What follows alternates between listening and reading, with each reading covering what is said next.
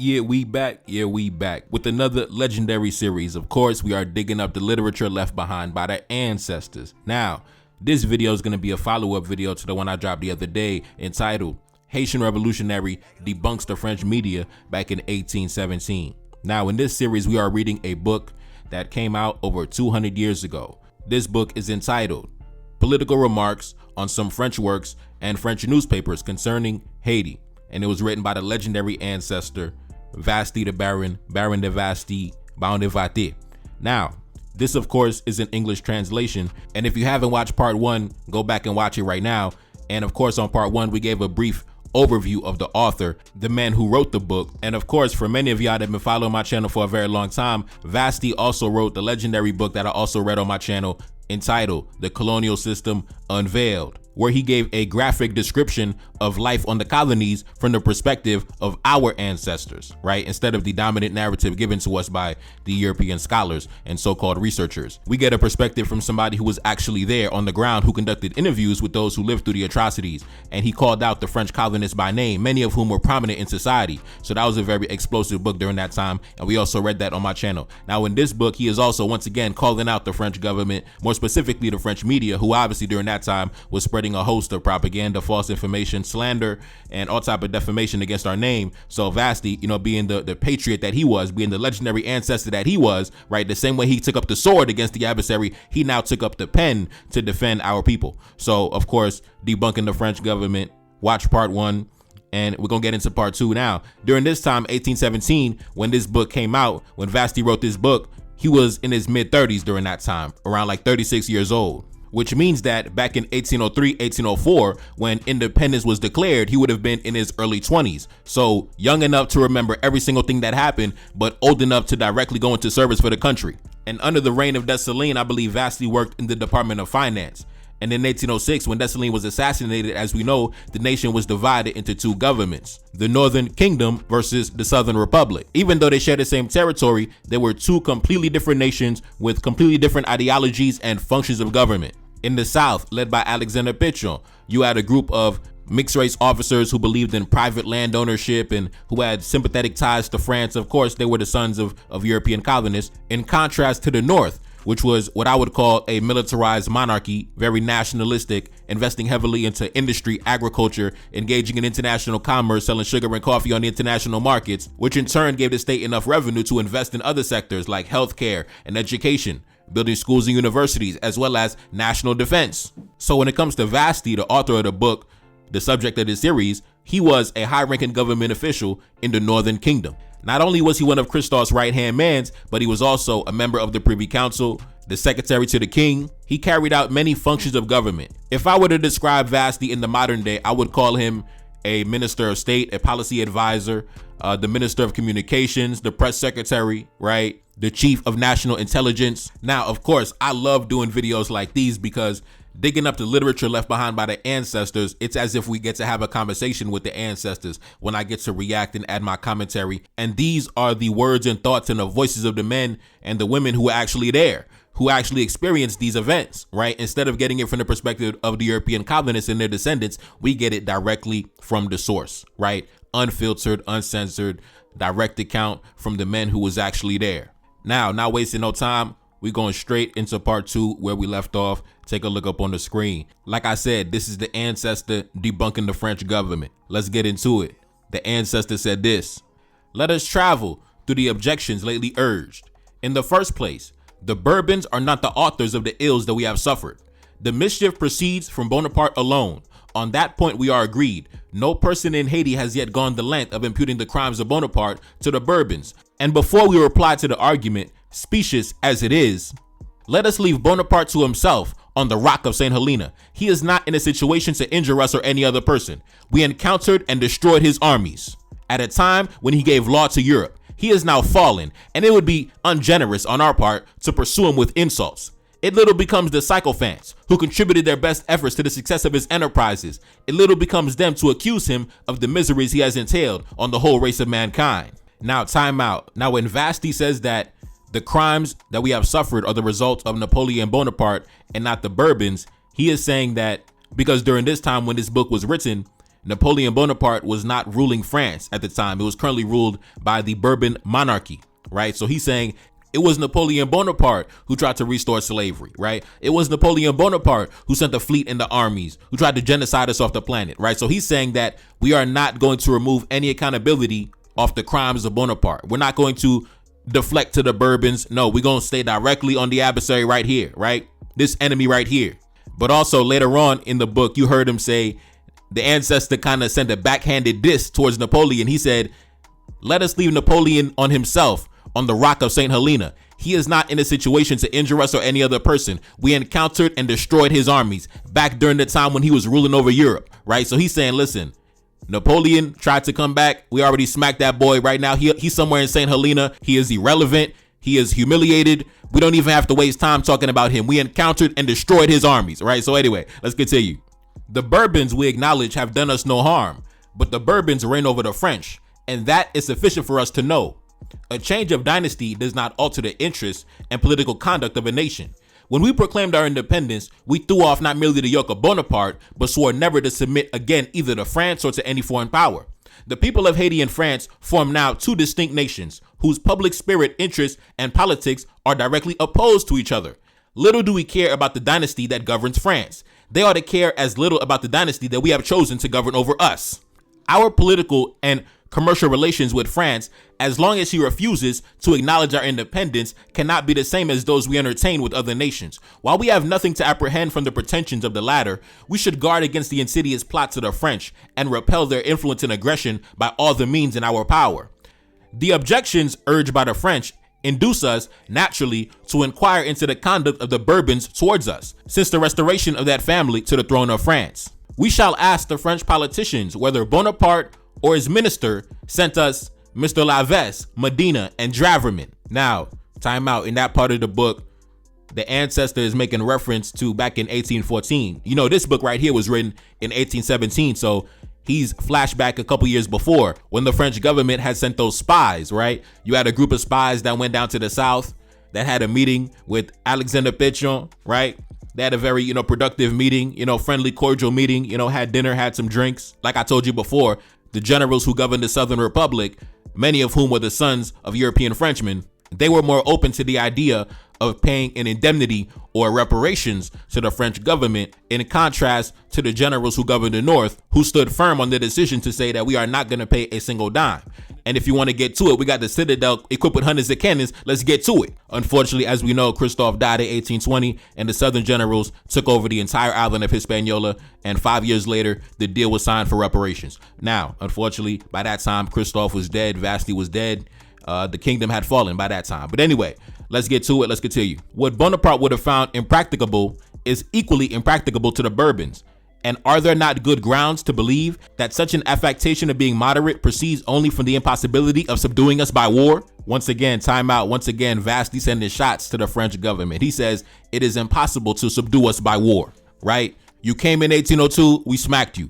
You sent the French spies in 1814, we killed them. So as you can see, in the Northern Kingdom, that regime was very hostile towards the French, which actually makes sense because during the days of the colony, the northern region was essentially the epicenter of the plantation economy, the largest, most productive, most brutal plantations in this side of the world, right? So naturally, those who rose up from that, who came up from that same hostile energy and hatred towards the French is going to dominate that territory. Whereas in the South, you had a different demographic. You had a lot of men of mixed race that were prominent in society, had wealth, land, and privilege, were educated in Paris due to their white fathers and connections to European men, right? So it was a different landscape that was created in the North and the South. And you saw that between the two factions in the 1799 Civil War and now in 1806 when the government was divided for over 10 years, right? So anyway, let's continue.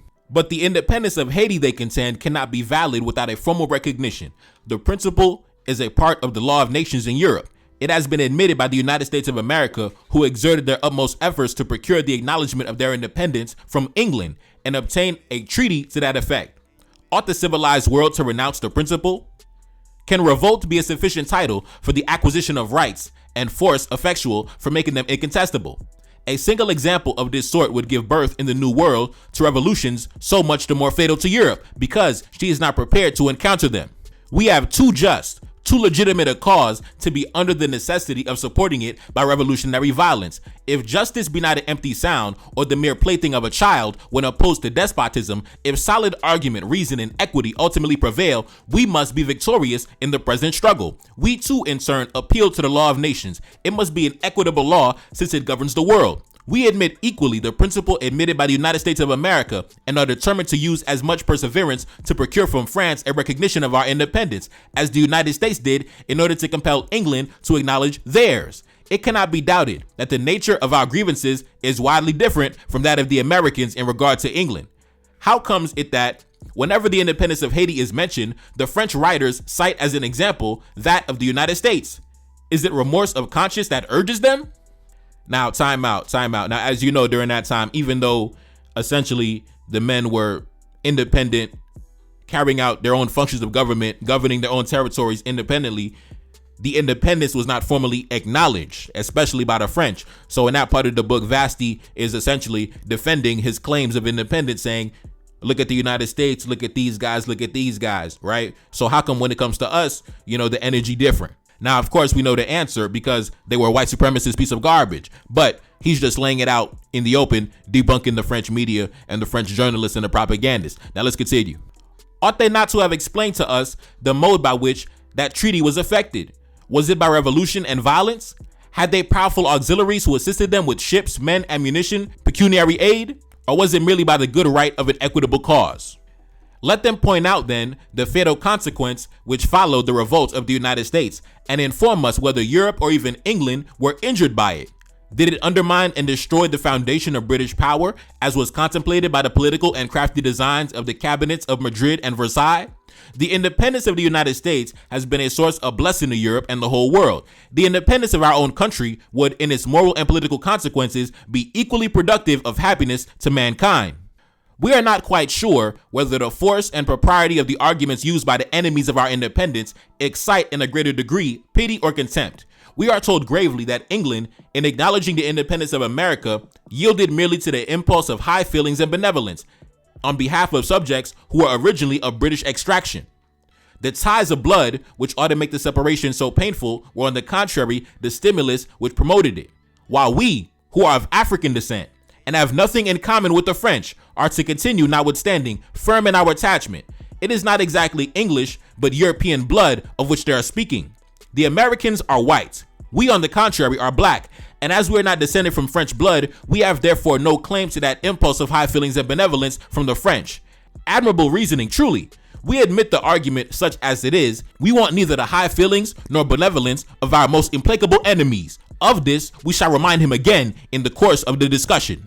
Would not any person imagine who should listen to the arguments of those refined politicians that the Europeans alone receive from the Creator an exclusive privilege of forming bodies of politics, of governing themselves by their own laws, and engrossing all the advantages of social life, while the other nations of the earth, merely because they are not descended from privileged blood, can establish no claim of rights of inestimable value to man? They ought at least to show us the clause in Adam's will by which he disinherits us of our natural and political rights in order to confer to them exclusively and entirely on the children of Japhet. If there is man amongst the Europeans gifted with common sense who is not ashamed of such assertions. These plural objections lead us naturally to speak of the prejudices which we have to endure from the ignorance, pride, and passions of men. Mr. Duprat has observed somewhere that the difference of color is the key to all colonial questions. In this, he is perfectly right. From this source, every difficulty arises. Here, all calculations are interrupted. It is the pivot upon which all questions turn. For prejudice is so strongly and deeply implanted in hearts blinded and made callous by passion that it can never be eradicated or subdued. A black king in Saint-Domingue, the crown on the head of a black. This, the French politicians and editors of newspapers and colonizing systemmongers cannot digest, as if a black king were a phenomenon never seen before on the face of the earth. Now, time out. That part of the book, obviously, as you can see, Vasti, the ancestor, he's flexing on the adversary, flexing on the French government. He said, yes, a black king governing and ruling over Saint-Domingue. Yes. He said, listen, the French editors and the journalists of the newspapers, this is something they cannot digest. And of course, he's making reference to Christophe, who during that time was at the height of his power, 1817, easily the most powerful black man walking the planet. in terms of wealth, power, and military fire. Massive standing army on land and on sea, attacking the European slave ships. Got the citadel 3,000 feet on top of the mountain. I mean, going crazy. So Vasti, obviously, Christophe, that was his best friend. That was his right-hand man. So he was flexing on the French government. Yes. The crown on the head of a black. Yes. Let's continue. Of all the prejudices which afflict and dishonor the human race, there is none more odious, absurd, and fatal in its consequences than the prejudice of color. Who is to reign over the Negroes if a Negro be not fit to be a king? Is royalty the exclusive prerogative of a white complexion? Can there exist any motive of reprobation in the variety of color which diversifies the inhabitants of the globe? Shall we determine from the difference of complexion the specific qualities of men, physical as well as moral? Is it from the epidermis or from the heart that vigor, courage, virtue, vice, good or bad propensities proceed? If the difference of color be a crime in your eyes, if people of fair complexion must possess absolute and exclusive sway, take up arms, rebel against the views of your creator, by whose pleasure are scattered upon the earth varieties of men as well as animals and other productions, the work of his munificence, Scythian, Mongolian, Ethiopian, white, black, and yellow, oppress, detest each other, because you are not of the same hue, exterminate each other. The victorious color shall reign exclusively on earth, but as the difference is produced by the difference of climates, we recommend the victorious color to remain invariably in the climate best suited to it. The Europeans in Europe, the American in America, the African in Africa. For if they quit their native climate, if they spread themselves on the surface of the earth, as was the case in primeval times, after some centuries, there would again be white, black, and yellow, and men would be obliged once more to exterminate each other. Oh blindness, oh passions of men, to what do you not drive them? Such, however, is the doctrine of those who preach the prejudice of colors, such the boasted fruits of an enlightened and civilized age. When shall such an abomination come to an end?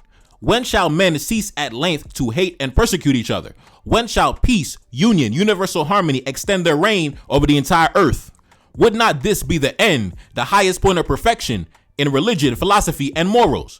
Then shall be fulfilled the words of the Holy Scriptures. As long as there are men, there shall be men of every color. The idle prejudice, therefore, could not in the scale of reason be of any weight against the legitimacy of our rights and the recognition of the throne and independence of Haiti. They who depend on such frivolities cover themselves with ridicule and contempt. As those politicians perpetually talk of a revolution which would prove fatal to Europe, as it would be unprepared, cannot we ask them, why should the vast continent of America be condemned to inactivity? Are its inhabitants born without the wants, affections, and propensities which animate the Europeans? Can there not be found in fickle Europe revolutions such as those which agitate in America? Now he's talking about the continent of America, not the United States. But let's continue. Has there never been at any period an instance in Europe of nations who separated themselves from their mother country? Switzerland emancipated herself from the yoke of the House of Austria. Portugal severed herself from Spain. The 7 united provinces of the Low Countries, I believe the Netherlands, became a powerful republic when they detached themselves from the Spanish monarchy, at that time in all its glory. Why do they persist in urging at every moment the example of the United States of America while we have in Europe similar and more striking examples? They ought to have told us in what manner the gallant posterity of ancient Helvetia, Lusitania, and Batavia succeeded in reasserting their liberty and independence, and owing to what cause those revolutions proved fatal to Europe and to the world. Had such nations rights different from America to break from an entire system of which they were a part? Is it not a right common to all peoples to repel with every effort in their power injustice and oppression? Are not all the changes which have taken place in Europe the result of revolutions, succession, war, and violence? In what way, in ancient and modern times, have states been converted, some into kingdoms, others into monarchies? Is there a single state in Europe that retains its primitive conditions? Is there one which did not depend upon another before it attained to independence? In what manner have all these states been separated from the whole of which they made a part? How have some been created, others expunged from the map of empires? Has it not been by revolutions, wars, treaties that these political changes took place? And were they not affected under the Section and Sacred Shield, the laws of European policy? Everyone declaims against revolution, and everyone has derived the advantage of it. Now, time out. The ancestor going off. The ancestor going crazy. Let's continue. There are in Europe, as in the New World, kings and princes and dukes and counts and barons and knights who owed their political existence to revolutions only. Old and new kingdoms have extended their limits by the revolution. New constitutions, new rights, and new titles have been created, which had no other source and support than revolutions.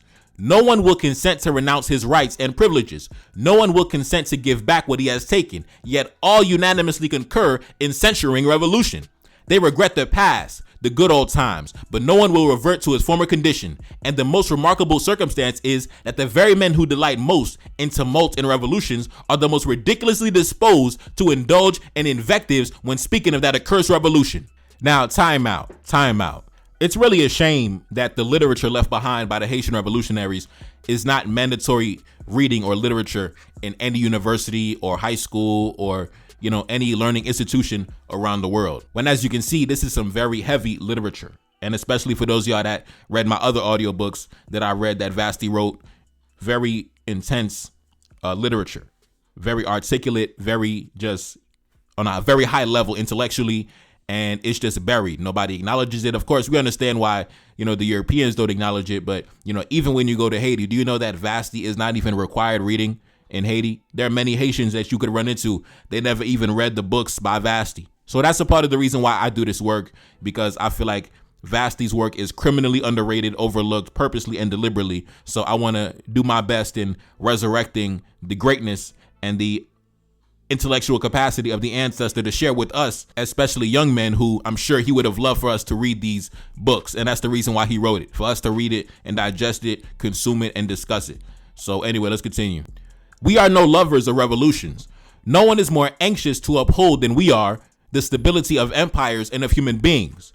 But can we hate a revolution that has raised us from nothing and restored us as men to our natural, sacred, and imprescriptible rights? And even if we could participate in such unjust and ridiculous folly, can it be imagined that we could consent to renounce the advantages that we have reaped from a revolution of 25 years continuance, purchased by the greatest sacrifices, protracted struggles, and the effusion of blood? Certainly not.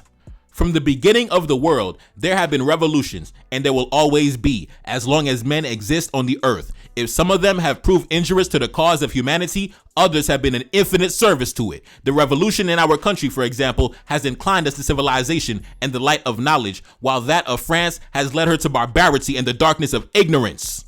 Oh my goodness, time out. Once again, the ancestor cooking the French government. Let's continue. Hence, we conclude that the king of Haiti is a most legitimate king. He reigns in wisdom over us by the grace of God and constitution of the state. This is sufficient to establish his legitimacy. The king holds the power with which he is invested from the people who yielded their rights to him on condition that he should govern constitutionally, and his majesty is enabled to transmit those rights to his heirs according to the order of succession established by the law. In this manner was Pharamond, the first king of the Franks, proclaimed king on the shores of Sala. He had no ancestors. He received from the nation his rights and authority, and no one ever disputed his claim to legitimacy. When we pretend to instruct nations, we ought to at least to go back to first principles. Now, time out. Now, in that part of the book, Vasti is making references to some of the most ancient European kings, some of the first European kings who didn't even have any men that preceded them, and nobody questioned their legitimacy. But now he's saying you guys want to question the legitimacy of Christoph simply because you might not like the way he went about establishing his authority. But meanwhile, when you go back in your history, you have men who also established their authority in the exact same way, and you never questioned their right to govern. Let's continue.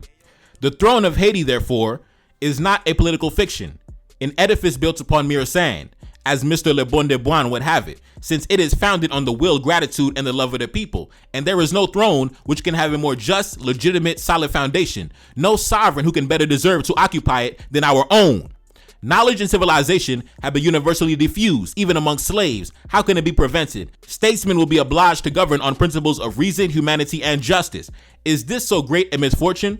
The angular stone of the tyrants, as it was that of the ex-colonists, is to brutify men in order to make them slaves. Ours is to enlighten them in order to make them free. These zealous asserters of legitimacy, instead of disputing our rights by puerile declamation and sophistry, which will not gain them more honor than proselytes in the old and new world, had much better be silent and cease to provoke unprofitable discussions or speak in a language more agreeable to reason, truth, and nature, to the times and general information of the present era. It is not only by frivolous and idle objections that our adversaries make war on our independence. They continue to urge reasons which at the first sight have some appearance of the truth, but are unable to bear the slightest examination. In fact, they are only plausibilities, not more solid than the first, since they are equally destitute of the truth. It is of importance, notwithstanding, that we should assail and entirely remove them. Now listen, Vasti was a smooth talking brother. Let's continue. It is argued that the independence of Haiti is not the fruit of deep reflection, as was that of the United States of America, that we had no Franklins or Washingtons, none of the enlightened men who reflected honor on the ancient world as they spread light upon the new. Hence, it is inferred that we had not maturity of thought, wisdom, or prudence in a sufficient degree to direct us in our political careers. In the want of wisdom and prudence, it is said that dreadful civil commotions have their origin. Our territory, too confined already, has been split asunder into two distinct governments, and they consider our political existence incompatible with the safety of the powers who have colonies in the neighborhood, and it is their interest not to suffer the existence of a focus of turbulence and insurrection already endured too long. These plausible objections, these dark and heavy clouds, collected with so much difficulty, will soon vanish at the light of truth. In the first place, then, we do not believe that the independence of the United States of America was the result of long and deep reflection. They, like ourselves, were conducted to independence by the concurrence of events. They began by argument and concluded by an appeal to the sword. After this, they separated without any reflection at all, as is generally the case with naughty children. If we had neither Franklins or Washingtons, was it reasonable amongst men stooping under the weight of ignorance and slavery, who had not even common understanding, to go in search of Franklin and Washington, born without a moment's delay? In the struggle between the mother and the daughter, the illustrious combatants struck important blows. Whether we possess Franklins or Washingtons, it is not our province to determine. We leave it to the vanquished. If, however, in order to form a correct judgment and make a right estimate of men and things, it is essential that we consider relatively their talents and situations. We are not absolutely certain whether a comparison between us and the United States would not prove favorable to our character in some respects. We candidly admit, however, and publicly acknowledge that we did not exert at the commencement the prudence and wisdom discovered by the Americans. More fortunate than us, they had to contend with a generous enemy. We, on the contrary, have been exposed and are yet subject to the persecution of a cruel and determined foe, whose hatred and resentments are implacable, and who scruples not to employ any measures if he can only ensure his success. The Americans had the rare felicity of not possessing men who by ambition interrupted the repose of their country and fellow citizens. From the first foundation of their independence, they were in perpetual union, never divided. Their happy country flourished under wholesome laws. Their population, power, and resources have been materially augmented. They have acquired a reputation for wisdom and prudence, to which they are justly entitled. How great a blessing to their country! We, however, it must be allowed, though misled by error and civil dissensions, have some claim to common sense and a share of wisdom, since we succeeded in securing to ourselves a good government, institutions, as well as laws, and chose for our chief an enlightened monarch who obliges his people to advance rapidly in the march of civilization. Now, time out. Now, in that part of the book, Vasti says you cannot compare us or our situation to the United States, because he says the United States had the, rare blessing of not possessing men who interrupted the peace of their country and fellow citizens for their own personal ambition. And in that part of the book, he's kind of sending an indirect shot to the southern mixed race generals of the South. Even though Vasti himself was also a man of mixed race, he also sent shots to the mixed race generals of the South who established their own territory in the South, in contrast to the government in the North. And these two governments were essentially rival governments, and there was a civil war for a short time between the two regimes. So he says that the United States were able to, establish their foundation in commerce and economy, and we had to deal with, ambitious troublemakers in the South who wanted to bring us civil war, right? So we had some, obstacles and missteps along the way. But since then, we have established a formidable government. We've established an economy of our own. We are self-sufficient in agriculture. We have a massive standing army. The national defense is very strong, right? So even though we made some mistakes along the way,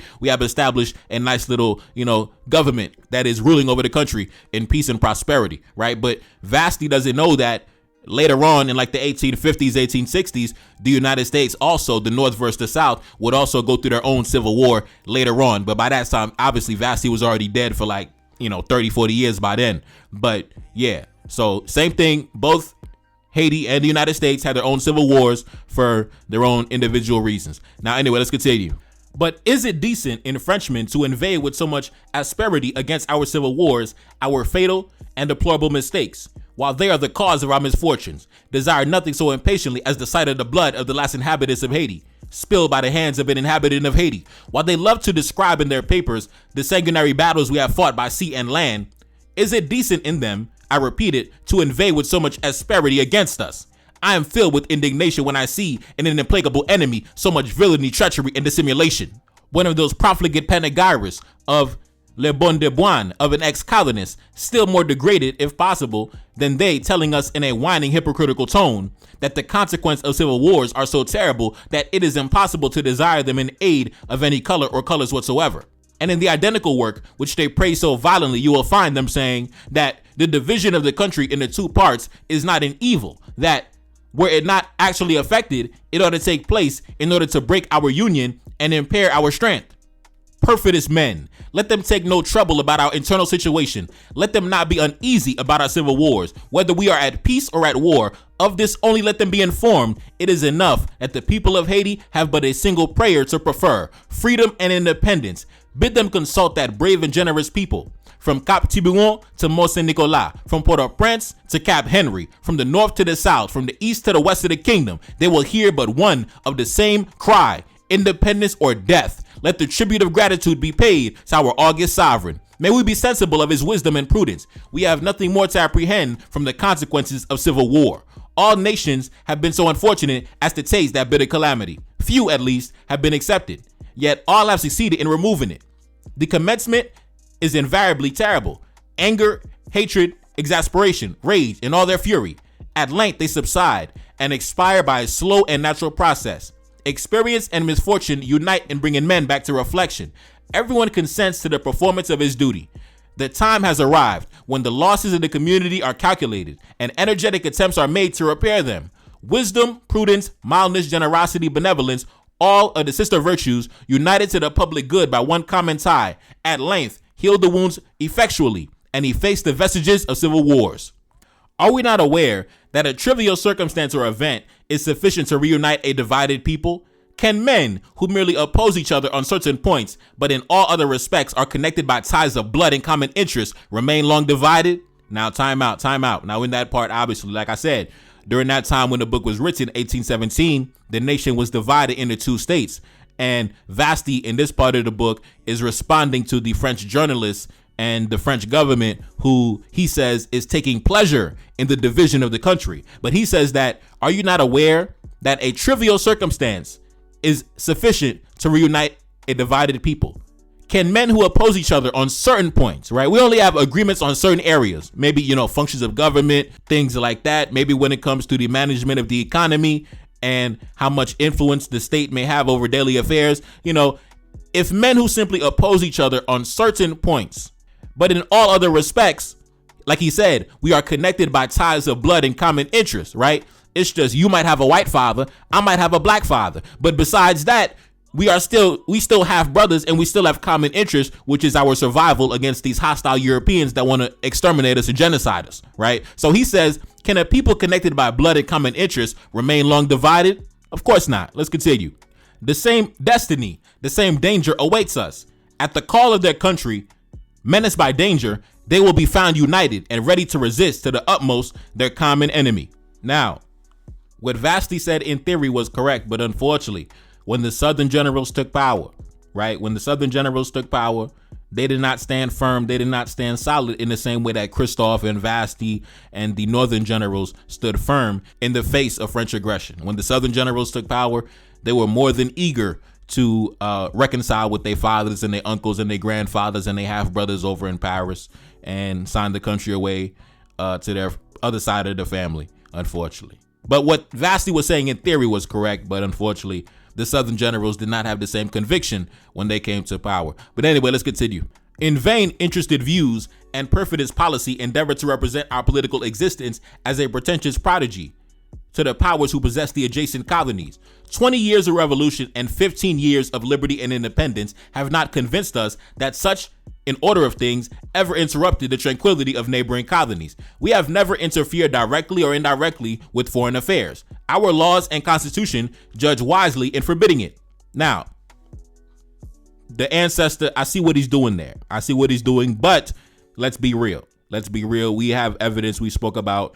We even read in the national newspaper in Christophe's government, them talking about attacking the European slave ships, right? Rescuing the enslaved Africans off the slave ships. We know the Southern generals like Alexander Pitcher in the Southern Republic was engaged in providing support and weapons and ammunition to guys like Simon Bolivar in his fight to liberate Latin America. So the Haitian generals, they were interfering in the affairs of the local colonies and the affairs of European nations by attacking the slave ships and providing weapons to rebels and insurgents who were fighting for independence from European colonialism. So we were interfering, but of course, due to the fact that we are debunking the adversary, we are also giving our side of the story, our narrative. We're not going to admit that we was attacking the European slave ships, right? We have to present it that we are not causing any trouble, right? Listen, we're not bothering nobody, we're not interfering with nobody, but of course, we doing covert, operations behind the scenes. But like I said, man, it's geopolitics. The adversary, he's advancing his propaganda, we advancing our propaganda. Let's continue.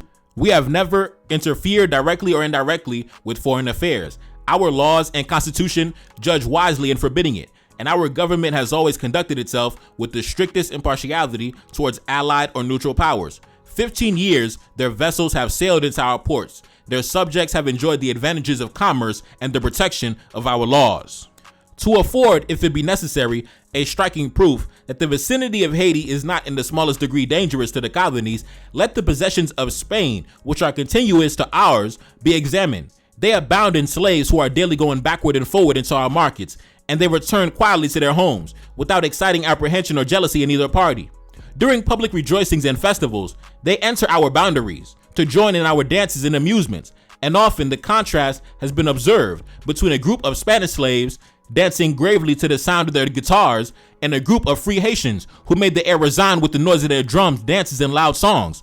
Evening approaches, the groups disperse, the Spaniard returns peaceably to his home, and the Haitian follows with his usual cry, "Liberty and independence forever."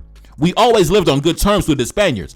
Our government supplied them with arms and ammunition to assist them in chasing the French from San Domingo, and received no remuneration for the service. We entered into a league with the belligerent powers in Europe to repel the despotism of the French. While the English Navy blocked up their armies and forced them into our seaports, we attacked and destroyed them with our forces on the land. Now, time out. I just, I love the ancestor, but I just got to point out the ancestor kind of contradicted himself there, because earlier in the book, he said, listen, we do not interfere in the affairs of the neighboring colonies. And then later in the book, he said, we provided arms and ammunition. Literally in the next paragraph, he says, we provided arms and ammunition to the insurgents on the other side of the island, right, to drive out the French, right? So he kind of contradicted himself. He said we don't interfere, and then directly told the world how we interfered. But, like I said, it is what it is, right? It is what it is. But also, he also mentioned how back during that time, the Black Dominican and the Black Haitian, we lived in peace and harmony, right? They said they would come over the border, they would buy and sell in the markets, which still goes on still to this day, right? Haitians, Dominicans, we have those border markets. So, he said they would come over the border during certain, festivities. The Black Dominican, who unfortunately was still probably under the yoke of the white Spaniard, they would come and kick it with the free Haitians, right? And then at night, the Black Dominican would go back to his territory and the Black Haitian would go back to his territory, right? And then we'd be screaming, liberty and independence forever, and probably shooting off cannons. And, anyway, let's continue. We put an effectual stop to the extension of their conquest and the introduction of desolation and insurrection to the Leeward Islands, as had been done in Europe. During a war where each party fought for liberty and independence, our ports were constantly shut against the French, as they are at this very moment. Yet regularly, they were open to the ships of the allied or neutral powers, which were at all times welcome and favorably received when they had completed their cruise, and would come to our ports to refit and victual with fresh provisions. To what powers could the vicinity of Haiti prove dangerous? No colonies are near us but those of Spain and England. San Domingo, which is not in our confines, and Cuba, at a small distance, are peaceably disposed. Jamaica and other English possessions are equally so. Are we an object of fear to the Spaniards? They have suffered from the French as much as we. May we not inquire also of French politicians in what consists the danger of our political existence, and why they preach crusades to provoke the indignation of Europe against us? The example afforded by the past according to Mr. Debunking, seems to require that prudence should exert herself and make provision for future times. They look dark and lowering. Europe must unite against the New World, if it be not already too late. The remark, according to the debate journals, shows much more positive knowledge than books full of declamation on the same subject. Politicians of this caste should reflect that we do not live in the old age of ignorance, prejudice, and barbarism. Modern Europe is not the same as ancient Europe, and we are far from the times when the discovery was made by Columbus. Europe and America abound with intelligent men and noble tempers, aware of the value of their rights, no longer to be ruled as anyone may please and according to any man's caprices. Civilized Europe, great and generous as she is, cannot be unjust and barbarous. So preach before her the doctrine of the crusades to provoke new murders and deluge again the earth with human blood is an attempt to fix on Europe, on the favored land of arts and sciences, the seat of Christianity, an indelible blot that stained the first conquerors of the New World, the destroyers of the unhappy Indians. How detestable, and not merely so, how impracticable is the attempt, how contrary to the spirit of the true interests of Europe and mankind. We are no more, I repeat it, living in the times of the discovery of Columbus. We are no longer rude Indians without the means of defending ourselves. We fear no more the presence of the fiery charger, the thunder of artillery, nor the flashing of bayonets when they cross each other. Europe, to effect the subjugation of America, must depopulate the two worlds. Why? To satisfy the avarice, covetousness, pride, and unruly propensity and passions of men. Such are the views that some who wish to make the age and state of general information retrograde call positive knowledge. Now, time out. Obviously, I repeat, when he says America, he's talking about the continent of America, all the nations and colonies and territories that inhabit the continent of America, not the United States of America. Let's continue. This reflection alone of our learned writers, instead of evincing positive knowledge, amounts, in our opinion, to a full proof of their entire ignorance of conduct, persons, and things in America. It evinces, too, the whiteness of the soul of him who wrote the new system of colonization for San Domingo. If, in the plan of his work, there were not evident proof of criminal design, perfidy, and patience in the calculation of crime, the reflection alone would have made us suspect a man who could entertain such a thought, and compel us to reject his work with horror. Degraded race of men. The blood of your countrymen is still reeking. You have dyed it with all your territorial possessions of Europe and America, and are not weary of slaughter. You summoned a world to rise and massacre another world, and did not shudder with horror. Your hair stood not erect. Your blood was not frozen in your veins. Loaded with the crimes and curses of all nations, where you visited, rapine and ravaged follow your steps. You do not think that weight to be enough, and would increase it. You would compel Europe to assist you in bearing it, and in order to obtain your object, appeal to Europe against us. Do you not know that we also could ourselves make an appeal founded in truth and righteousness? Could you imagine that they who were confederated with Europe to repel the yoke and tyranny of France would in their turn be oppressed and destroyed by Europe, confederated in favor of France? What idea had you formed of Europe when you thought her capable of such an act of so much baseness? But why would she enter into the confederacy against us? Was it from a desire of restoring Saint-Domingue to France, of reestablishing the exclusive commerce of that country to the absolute ruin of European commerce? From a desire of destroying a handful of men who wish and ask nothing but the enjoyment of freedom and independence, which they have justly acquired? Now, in that part of the book, it seems like Vasti is actually calling the bluff of the French government, because as you know, the French were trying to rally all of the European powers against the Haitian government. So Vasti in his book was basically saying, like, do you really think that the European powers would all come together just to ensure that your colonies remain prosperous? Why would they go out of their way for you, especially with all the crimes you committed across Europe? Why would they do your bidding for you, especially when there are nations in Europe whose interests stand directly opposed to you? So he's basically calling them out, like, you really think Europe is about to band against us for you? A lot of them don't even like you. Now let's continue. Is there a people who had ever better pretensions to independence? We do not certainly presume to dispute or invalidate the claim of other nations of Europe and America to independence. Far be it from us to encourage such an idea. We are occupied only with the care of our safety and a righteous defense. We feel constrained to employ the same arguments that are made use of to oppose us, and it is only in the comparison of things that we can find examples in support of our rights. Taxes and commerce, to the exclusion of all the rest of Europe, caused America to rise against England. The cruelties exercised by Grisler provoked the indignation of Switzerland against Austria. Portugal would only recover its political liberty from Spain. Religious opinions and dissensions made Holland revolt and separate itself from Spain. Compare their grievances with ours, with the loss of personal liberty, with the torture, the racks, and the massacre that we endured, with the blood that we shed, with the privations and miseries of every kind which we had suffered, with the infamy and disgrace that heaped upon us, with the injustice and revolting acts of oppression under which we groaned for centuries. Let the geographical, moral, and political situation of those countries be compared with ours, with our seclusion from the continent by a huge expanse of ocean, with our climate, population, and habits. Let it be considered how energetically we strove to obtain a rank among civilized nations, and then talk of the right that other nations had in preference to us of acquiring liberty and independence. It is a principle in natural and political justice that when the war has been just, the conquest has been so too. Conquest is necessarily consequent on victory. Politicians, however, are not content with calling in question our title to independence. They pretend that it is incumbent on us to restore to the ex-colonists their former possessions. And in order to give plausibility to their reasons, they still urge the example of the United States. The Americans restored, when peace was concluded, all sequestered property, as did the English that which belonged to the Americans. From this precedent, they conclude that we must restore to the ex-colonists what they term as their property, which they say has not been sold, but is in possession of the crown and has been let on lease. Now, in that part of the book, Vasti is talking about the preposterous idea of paying a debt, an indemnity, reparations to the French colonists who so-called lost their property. And now what was their property? Black men, women, and children, right?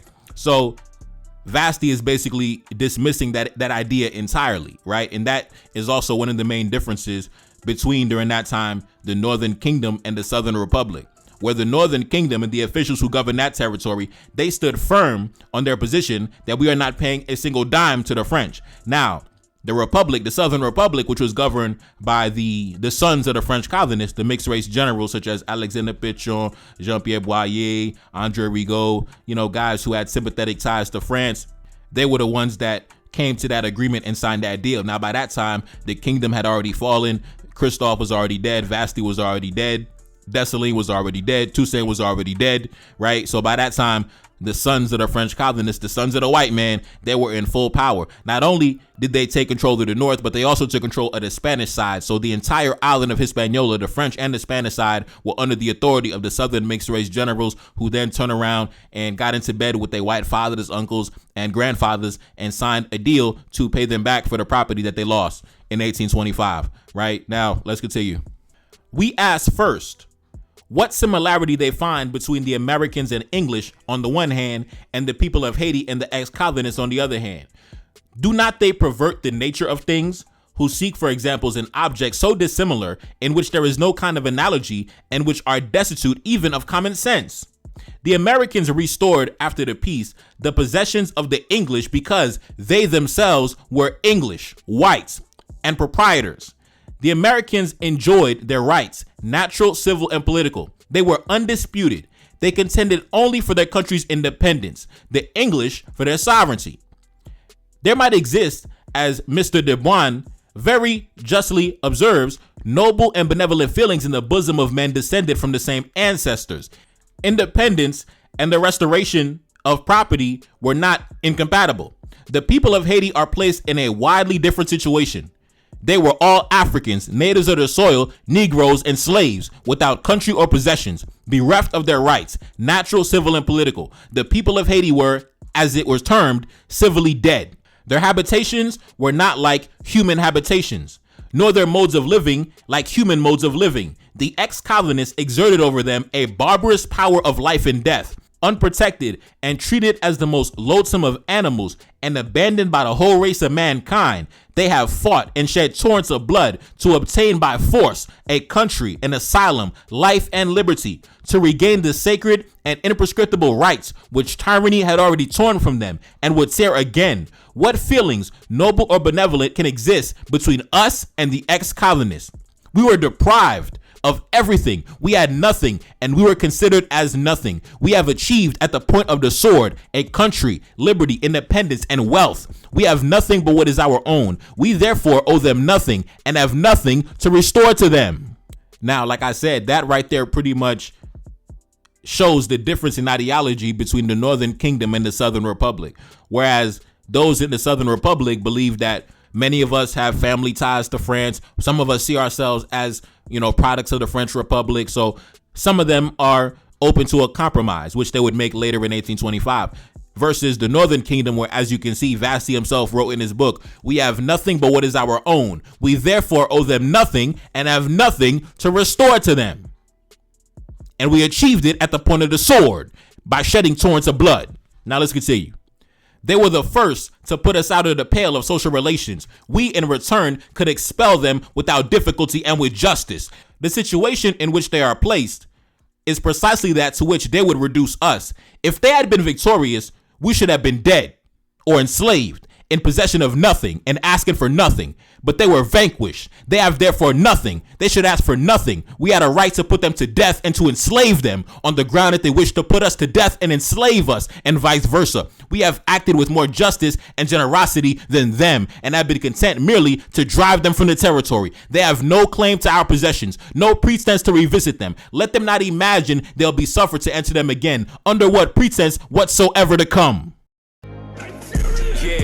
Gotta stay focused, so when it's in shots, I gotta react. Cause I'm a target, I'm under attack. Grabbing a weapon, I tell him get back. Mission exposed, secrets unfold. Enemy try, but I'm still in control. Got your boy sitting in Bamako prison, hoping they wish we sending them home. Enemy know that we good under pressure. Been through the thunderous, turbulent storm. Shorty a diamond, I told her she pressure. Hop in a whip and I'm taking her home. Hop in a whip and I'm swerving, I'm smashed. Killing my enemies, winning my passion. Rocking this gold like we in bikini. Feel like the captain, I'm clutching a heater. Feel like they see me, I feel like I'm Saudi or ran up on Yana in the middle of Bamako. Enemy lying, they claiming he innocent. Don't do no talking, I gotta move militant. Don't do no talking, I hit him with facts. 1804, bringing it back.